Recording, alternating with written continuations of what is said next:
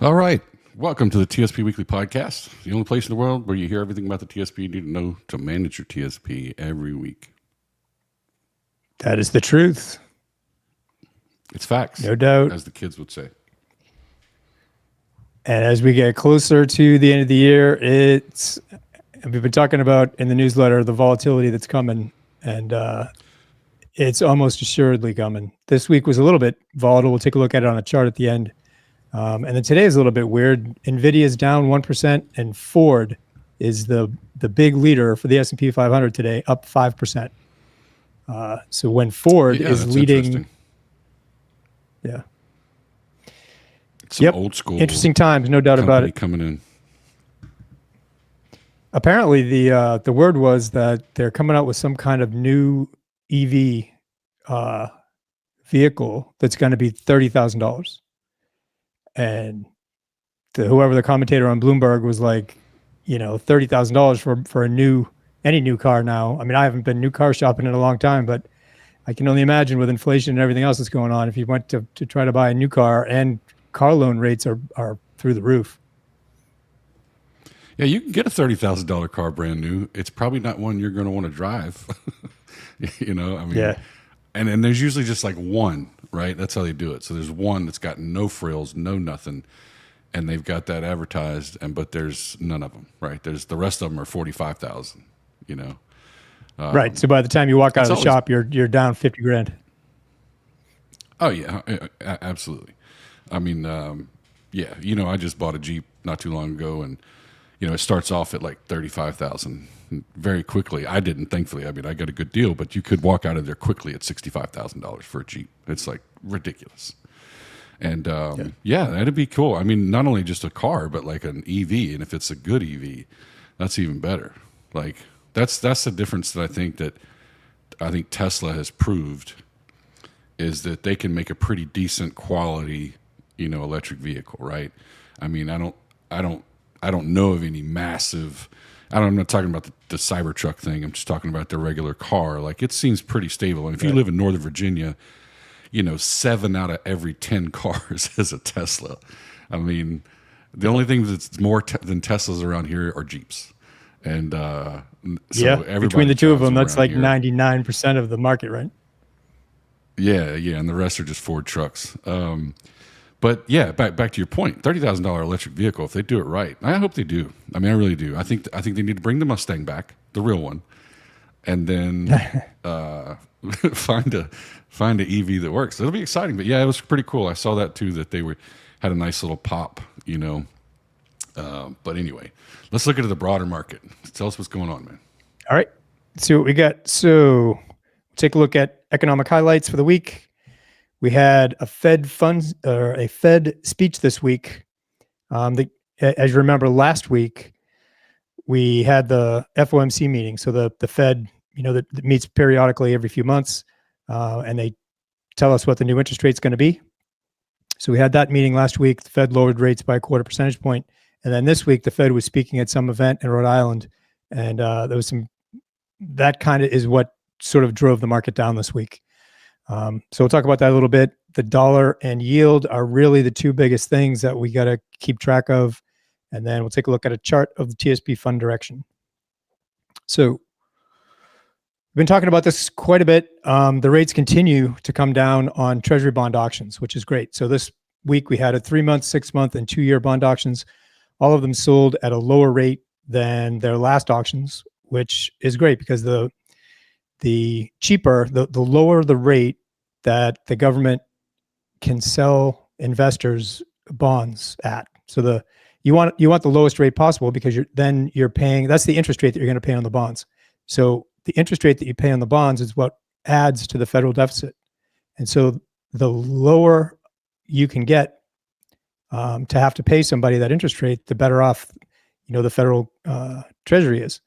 And so pretty much every bond auction this year the rate has decreased all the way across what they call the yield curve, all the different time frames of bonds. So that's definitely a good thing. We had Redbook that came out. Redbook is year over year same store sales. So it's a pretty good indication of what's happening in the retail economy. It peaked. This is a 1-year chart, so it's not going too far back. But we had been on this incline, and then this was the April, Liberation Day, right? And it collapsed after that. Kind of started picking up, but looks like it's rolling back over again. Not great for the economy, right? If same store sales are decreasing, if you get below zero, then they're actually decreasing. But it's the direction that economists really look at. So hopefully this turns back up, because you could potentially still have a trend line to the upside if it picks back up, but we'll have to see next month. 30-year mortgage rates fell from 6.39 to 6.34 this week. But again, the rate on the 30-year bond continued to rise after the Fed cut the Fed funds rate last week. So I got a chart on that later, but same thing is happening now that happened last September when the Fed cut rates. Just because they cut the Fed funds rate does not mean that the longer term bond is going to also go down. And so even though rates came down a little bit this week, if the 10-year yield bond continues to go higher, which it has since the Fed cut rates, then mortgage rates are going to start to begin to move higher. And this was the big one, really for the beginning of the week anyway. GDP quarter over quarter growth jumped to 3.8% from negative 0.6%. So it's quarter over quarter. So it's a big jump from last quarter. And if growth is going up, and so all this happened after the Fed already cut rates, right? So now the market is saying, okay, we need to see data that's going to support that the Fed is going to cut more, because the market expects the Fed to cut 2 more times this year. And so they're looking for data that's going to support that, because that's what keeps the stock market going up if the Fed keeps cutting rates. So they're looking for data to support that. When GDP jumps, that is not supporting the Fed cutting rates, right? Because if growth is accelerating, you don't need the Fed to cut rates. It's just going to make inflation worse. So that was kind of a negative. And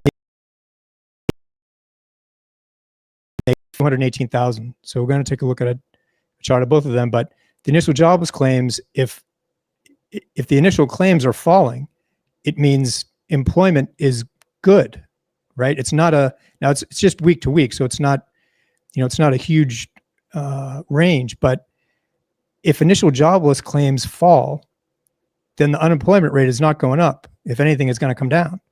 And so the Fed doesn't need to cut rates if initial jobless claims are falling. The Fed cuts rates when it's worried about employment. So if initial jobless claims are coming down, that's not something the market wants to see. And those two things together, I would argue, is what put some pressure on the market this week. So GDP growth rate, right, had been declining.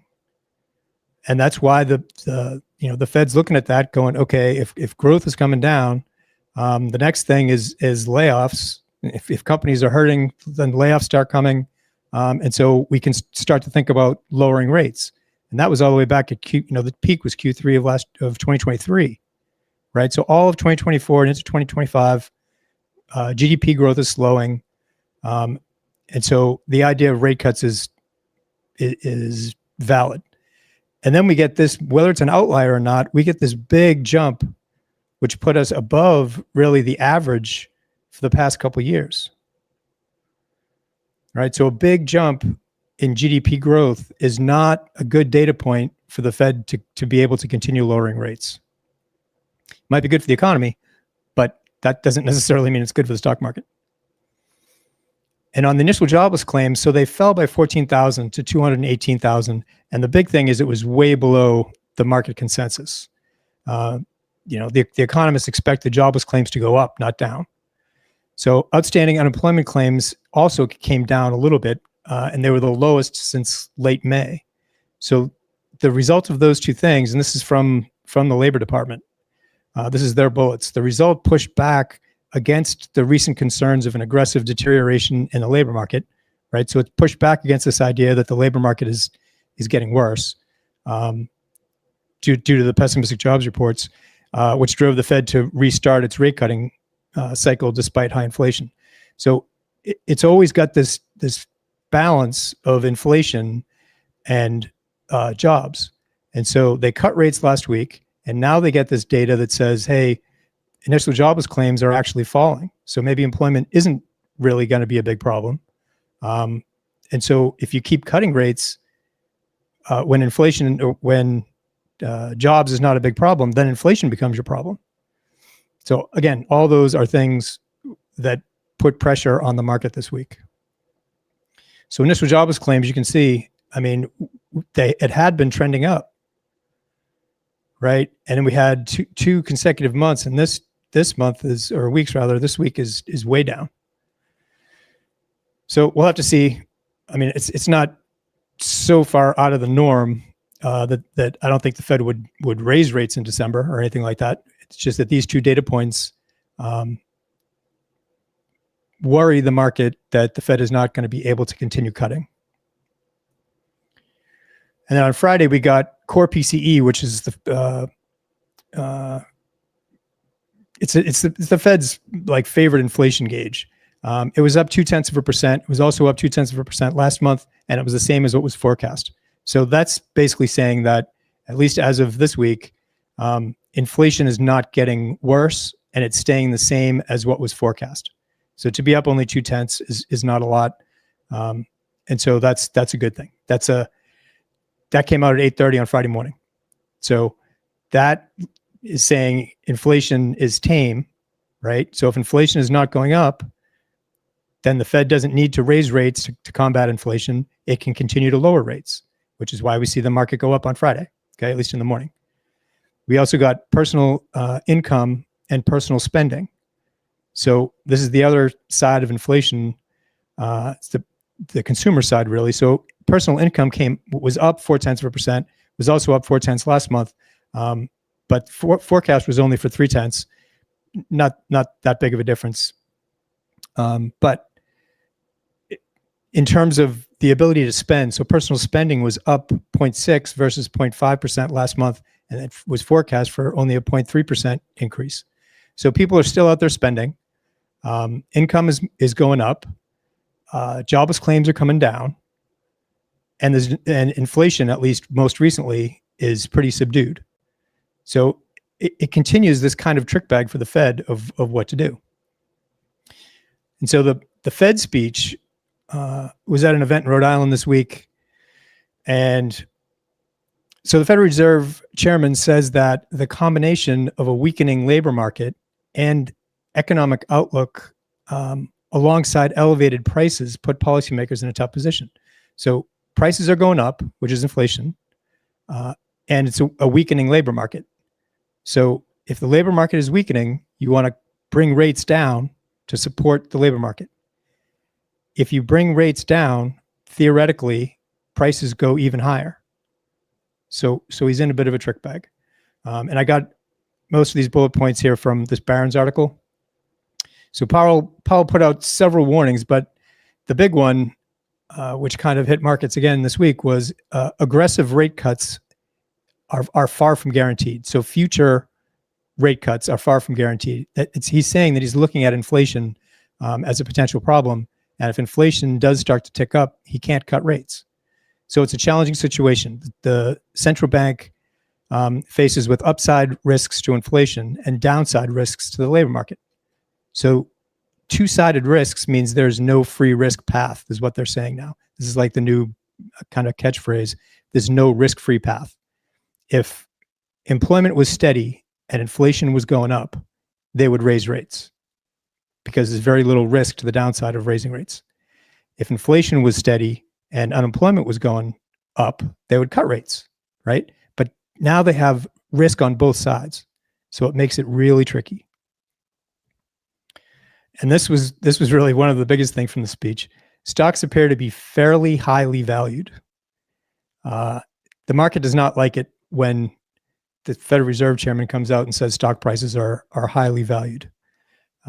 So it was a concern shared by fund managers at Bank of America's monthly survey, found the net share of investors who believe stocks to be overvalued hit a record high in September.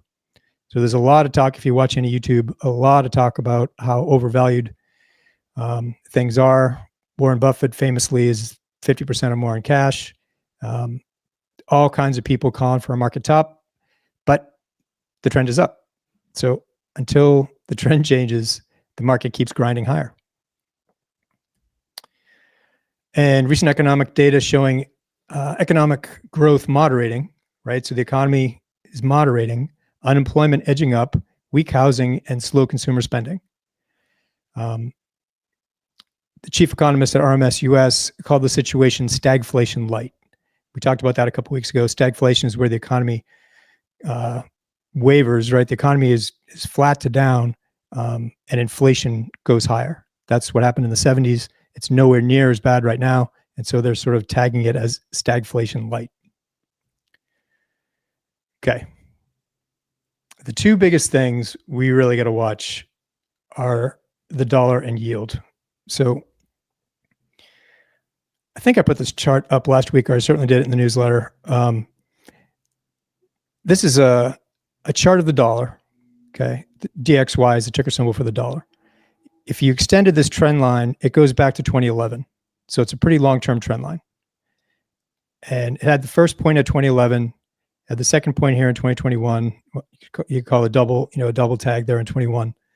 And it's also got a double bottom here in 25. And this is where we are right now. It looks like the dollar is finding support. So all things being equal, when the dollar, so assuming the dollar found support here and is now going to start moving higher, that's a headwind for stocks, and it's especially a headwind for the I fund. So we've been talking about this for a couple of months because of this long-term trend line.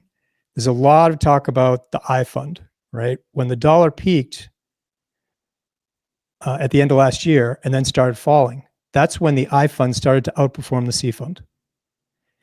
And once it hit that trend line, it stopped, right? Then the C fund started outperforming the I fund a little bit. I fund, now is doing a little bit better, but it's right on that line. So this is a time where you really want to pay attention, because historically the dollar has found support here. And so if it does find support and keeps going higher, the I fund is going to go lower. If the dollar comes crashing through here, the I fund is going to be a great place to be. So it's a point to pay attention. And so this is what it kind of looks like. This is the dollar, again, same chart that we did, and this is the I fund. So when the dollar is going up, into the peak of the bear market, right? I fund's going down, dollar's going up, and also the C fund was going down at this time, right? It's into 2022. So it's not, the dollar isn't the only thing that affects, obviously, the movement of the market, but the dollar has a really close inverse correlation to the I fund. So where we are right here, we had that long-term trend line in there. If the dollar continues to rise, the I fund comes down. The CNS funds probably do too, but the I fund is much more inversely correlated to the price of the dollar. And then the other one is yield, right? This is the 10-year yield, 10-year Treasury yield.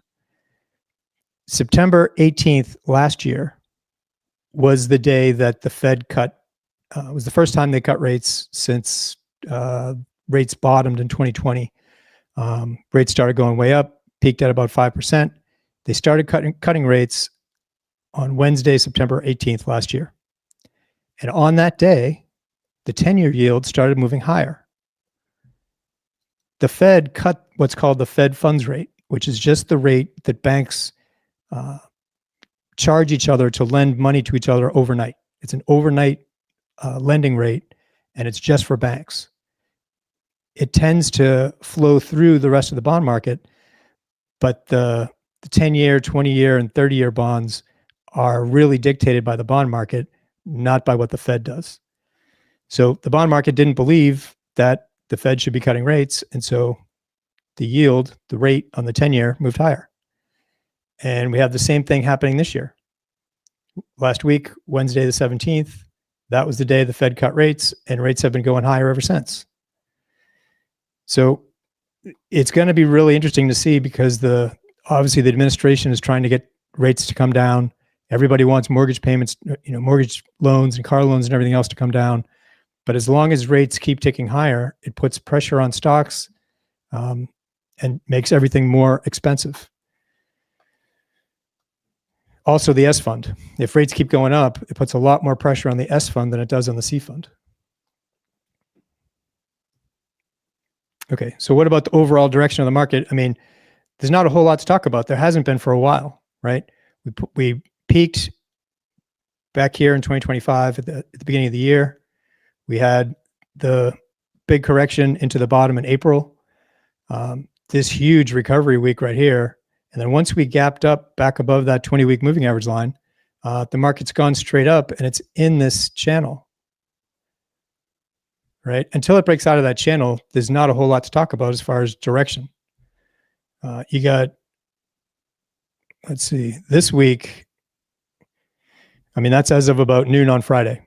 So there's a little bit of volatility, right? This was the high for the week. This was the low for the week. And we're going to finish probably down a little bit, but not a whole lot of movement in terms of the price going up or down. But within the week there was, right? There was a pretty good amount of volatility within the week. But it's just 1 week. Even if we finish down for the week, it's only 1 week. And clearly the trend is up. I mean, there's no doubt about it. Until the trend changes, there's really not a whole lot to consider. We are overbought slightly. I mean, there's nothing wrong with relative strength being up here. MACD has weakened a little bit, but not a whole lot. I mean, there's nothing in the chart that would indicate the market's getting ready to roll over anytime soon, despite all the new noise and news and all the reasons why it could and should happen. It's not happening yet. Okay. Yeah, I think that's the important thing to remember. Can you go back to that chart? I'll bring it back up and just, Yep. A few things. I think, I think you brought this up last week or the week before, but like what would be actually a good thing, and this is kind of hard to absorb sometimes or think about, right, as an investor. But if you look at that chart, what would be a stronger sort of position for the market long term is we do get a pullback, maybe to that 20-week moving average. That's the blue line you have there, right? Yes. Yeah, a pullback, and then up from there. And that tells you then it's still strong. It needs a little bit of a correction to get people to stop worrying about this kind of overvalued market, which it is. It is overvalued. I mean, there's every data point out there shows that it's overvalued. That doesn't mean we would go into like this long-term bear market if we had a turnover. And that's what I want to point out, because I think we talked about that last week and said it in that way, is that, the trend is the trend until it changes is not different. But the reason why everybody's talking about this is because there's two ways for that to go as far as if we do get it to correct, right? It corrects, it goes down to that, probably test that 20-week moving average and then, up from there. And everything's fine, right? Yeah, you'll absorb a little bit, but it's not a huge deal. What would be a huge deal is if it continues to go down, right? Right. So one of my favorite indicators really is relative strength. So, and this is a pretty good kind of example. We can start from this correction, which was about 10% in the summer in 2023. And once we got back above the 50 line on relative strength, and we were above the 20-week moving average line, that's the all clear. That's basically saying, I mean, it can roll over, of course, but the odds greatly increase the price is going to go higher when you're above that 50 line in relative strength. So the 50 line tends to act as support on the downside.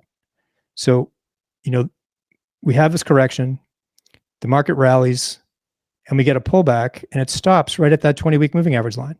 And it stopped just above 50 on relative strength.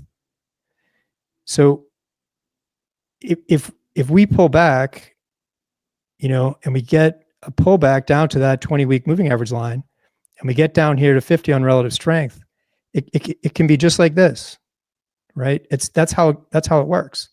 It's when we get a break in that 50 line, right? We got a break in the 50 line here, and we get price below that 20-week moving average line, right? That's when you have the first big red flag that a potential trend change is happening. And in the case of April, the trend, it was only a few weeks long, and a lot of people were expecting a recovery rally and then a rollover, and we didn't get that. And the indication that we didn't get that was that gap up right there. That told everybody you're not going to get a rollover. So that's kind of the types of analysis that we do for our subscribers. So if you like that kind of analysis, check us out, growmytsp.com. Absolutely. And if you have any questions about anything you saw in the podcast, put it down in the comment section, wherever you find the video. If there's no comment section, just shoot us an email at support@growmytsp.com. The support team will get it over to us, and we'll try to answer it on the next podcast.